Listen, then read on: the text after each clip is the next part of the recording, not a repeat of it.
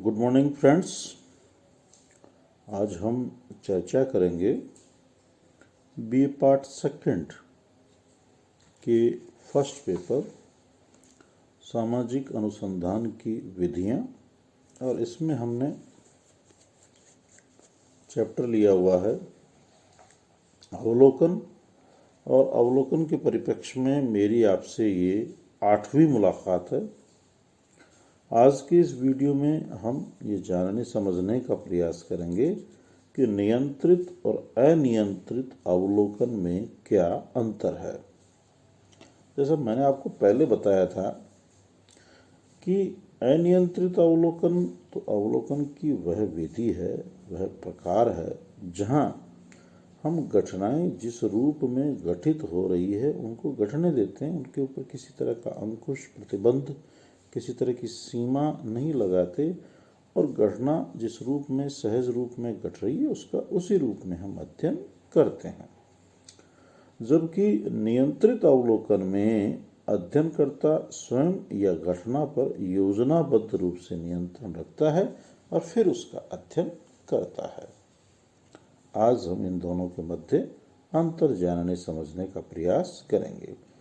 इनके मध्य पहला अंतर यह है कि नियंत्रित अवलोकन में घटनाओं या परिस्थितियों पर नियंत्रण रखकर अध्ययन किया जाता है, जबकि अनियंत्रित अवलोकन में घटनाओं को उनके स्वाभाविक एवं स्वतंत्र रूप में देखा जाता है, उन पर कोई नियंत्रण लागू नहीं किया जाता।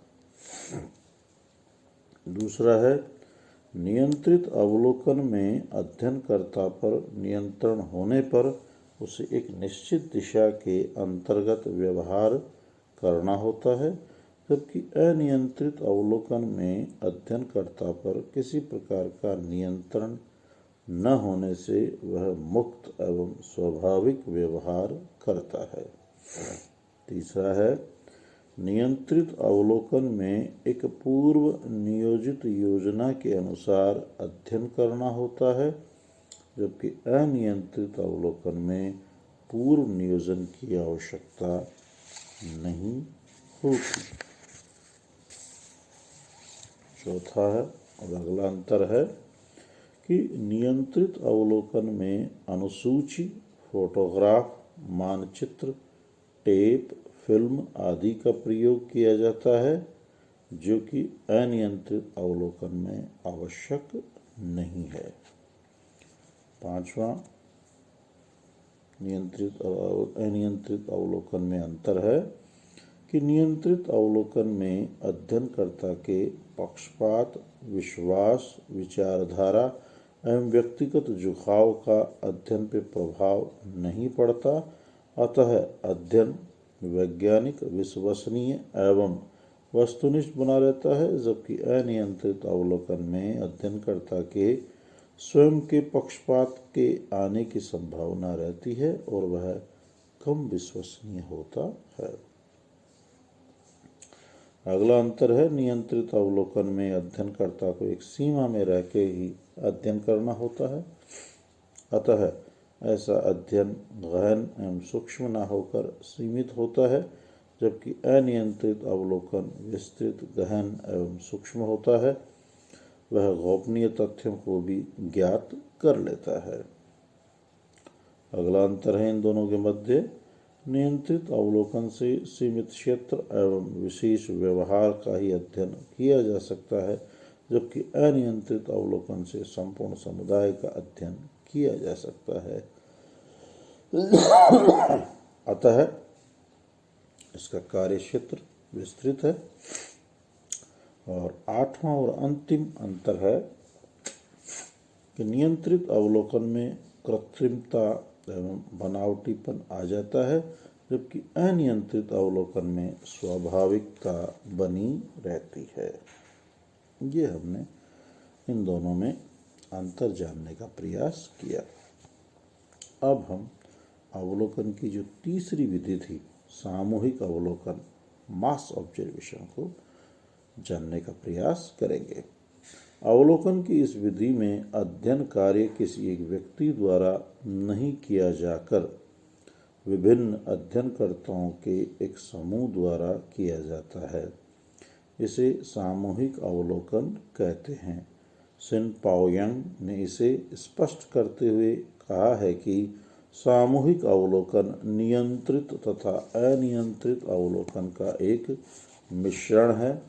यह अवलोकन अनेक व्यक्तियों द्वारा तथ्यों का अवलोकन करने एवं उनका आलेखन करने पर निर्भर होता है। यद्यपि सूचनाओं का संकलन तथा उनका प्रयोग एक केंद्रीय व्यक्ति द्वारा किया जाता है।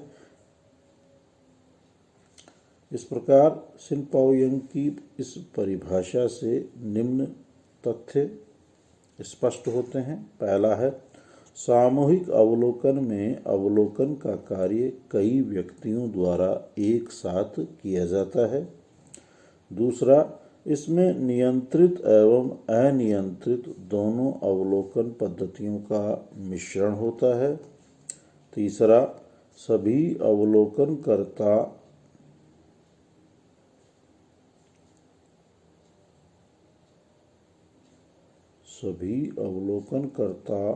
में कार्य बंटवारा होता है।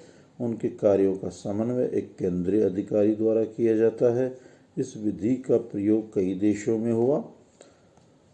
1937 में इंग्लैंड के लोगों के स्वभाव, विचार एवं जीने के अध्ययन हेतु एवं 1944 में जमैका की स्थानीय दशाओं का अध्ययन हेतु इस विधि का प्रयोग किया गया। चूँकि यह विधि खर्चीली विधि है, इसमें कुशल प्रशासक की आवश्यकता होती है, अतः यह विधि किसी व्यक्ति के बजाय सरकारी या अर्ध सरकारी संगठनों द्वारा प्रयुक्त होती है। इस विधि में कार्य का बंटवारा होने तथा घटना के सामाजिक, आर्थिक, राजनीतिक, मनोवैज्ञानिक एवं अन्य पक्षों का साथ साथ अध्ययन होने से उनके बारे में विस्तृत जानकारी प्राप्त करने के लाभ प्राप्त होते हैं। यद्यपि इसके एक खर्चीली प्रणाली होने से सामान्यतः इसका प्रयोग बहुत कम ही किया जाता है। अब हम आगे चर्चा करेंगे कि अवलोकन की विश्वसनीयता हेतु हमें क्या क्या उपाय करने चाहिए। Remedies for reliability in observation, इसकी मैं कल आपसे चर्चा करूँगा। प्रत्येक वीडियो के अंत में मेरा आपसे यही सुझाव रहता है कि आप इन वीडियोस को ज़्यादा से ज़्यादा लाइक करें, सब्सक्राइब करें और आपकी समस्या जिज्ञासा के संदर्भ में कमेंट करें, हमें अवगत करवाएं। अपने अन्य साथियों तक भी ये पहुंचाने का आप श्रम करें और सरकार की गाइडलाइनों की अनुपालना में महाविद्यालय आप आ रहे हैं, निश्चित रूप से आप लाभान्वित हो रहे हैं और आप स्वस्थ रहें, प्रसन्नचित्त रहें। इन्हीं सद्भावों के साथ सुप्रभात।